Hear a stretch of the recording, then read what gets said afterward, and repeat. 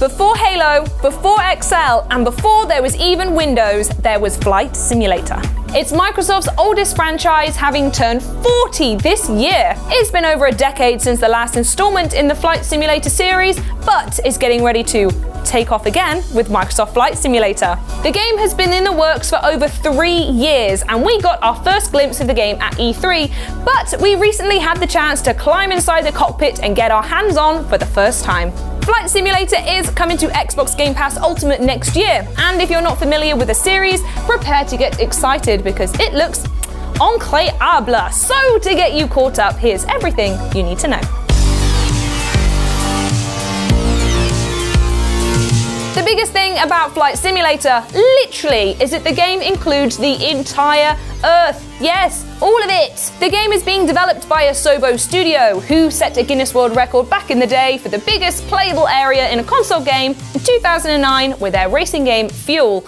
And with Flight Simulator, they're smashing that record to absolute pieces. The game takes advantage of the same satellite data used for Bing Maps. Some of the scans are accurate down to 3 centimeters, and the game takes those and turns them into convincing 3D landscapes. The big landmarks are modeled by hand, but that still leaves a lot of the world to fill in. This is where machine learning algorithms come in, figuring out where they should generate terrain surfaces, buildings, and the game's casual 1.5 trillion trees. So if there's a patch of green on the satellite image, the game will automatically lay down some 3-dimensional turf. Although, if you're close enough to appreciate each individual blade of grass, it probably means you're about to crash. Flight Simulator's world is full of these little details, like waves that are affected by the wind and traffic whizzing around on the streets. It's such a faithful recreation of the real world that you'll be able to chuck away the map and navigate by roads and landmarks, if you know the area, of course. Yep. You pretty much can go anywhere you like. You can pick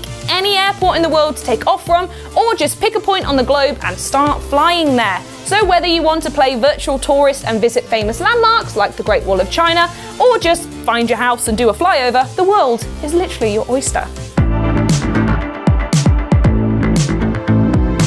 Essentially, Flight Simulator is streaming the entire Earth onto your device as you play. The game recreates 2 million cities and 40,000 airports, which, as you can probably imagine, is a bit more data intensive than streaming music or any old TV show. And all that Bing Map data adds up to a whopping 2 petabytes. That's 2,000 terabytes, or if you're feeling fruity, 2 million gigabytes. The game uses something called adaptive streaming, meaning that the better your internet connection is, the more accurate and detailed the terrain you'll be flying over will be. You can play without an internet connection though, with the game offering 2 options. Either you can play in the offline mode, which uses the same satellite data, but relies more heavily on procedural generation to fill in the gaps. Alternatively, you can pick a region and download it to your machine for high quality flying, even when you're not connected. But of course, it's not all about what's below you as you fly. Asobo is pouring just as much love and attention into the sky itself. With volumetric clouds that cast shadows and a ridiculous 600 kilometer draw distance, these have to be the greatest skies ever seen in a video game. And everything is realistically simulated too, with an atmospheric model that includes pressure, temperature, humidity, and air density. The same also goes for the weather. From rainbows to tornadoes, everything is simulated with real-world aerodynamics to change the way you fly. Rain clouds bring a little turbulence, but a full-blown hurricane will really test your skills as a pilot. Flight Simulator wants its version of Earth to be as close to the real world as possible, but is better in at least one way. You can now command the weather.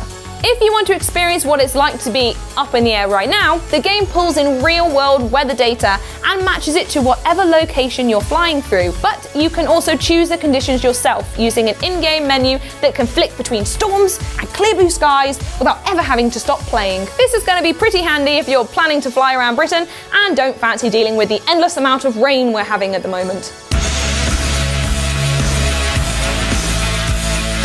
There's one last element of Flight Simulator we haven't touched upon yet, and it's a pretty important one.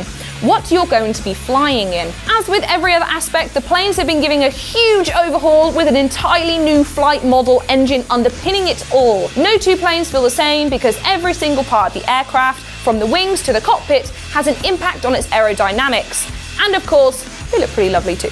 You can choose to fly from an external view or jump right into the cockpit with incredibly detailed 4K interiors that are lit dynamically based on the conditions you're flying in. If you're a newcomer to Flight Simulator and all those dials and instruments look a little bit daunting, then you'll be pleased to know that the game lets you set the level of complexity. There are a bunch of assists you can turn on, as well as checklists to help guide you through the more complicated bits. Asobo also want this to be the most accessible game in the series so far. There's full support for colorblind players, and the game will be playable with an Xbox One controller and the Xbox Adaptive Controller. On the other end of the spectrum, however, if you're a hardcore simulation fan with your own flight stick and pedal setup, there'll be plenty to enjoy here too. Asobo is working to make the game compatible with as many peripherals as possible, and the game will support mods so the community can keep adding to it after launch.